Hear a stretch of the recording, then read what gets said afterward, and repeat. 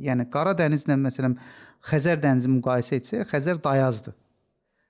Qara dənizdə əgər gəmilərin oturması deyək məsafəsi hardasa 19-20 metrdirsə, yəni kanalların dərinliyi, bizdə 7 metr kanal dərinliyidir, gəminin oturumu 4.5 metrdir. Yəni dayaz olduğundan daha az yük götürə bilir və digər tərəfdən burada daha çox reys etməlidir. Burada amma bir reyslə həmən həcmi daşıya bilər. Axı bizdə mən səhv eləmirəmsə, belə deyim də, deyirlər nəsə modernizasiya olunur bizim indiki bizim limanlardakı onu genişləndirmək üçün, daha da çox yük Yox, o ayrı bir mövzudur. Bizim mövcud limanımız 2018-ci ildən artıq ələtdə fəaliyyət göstərir. 14, sonra 18 ikinci tamamlama işləri görüldü.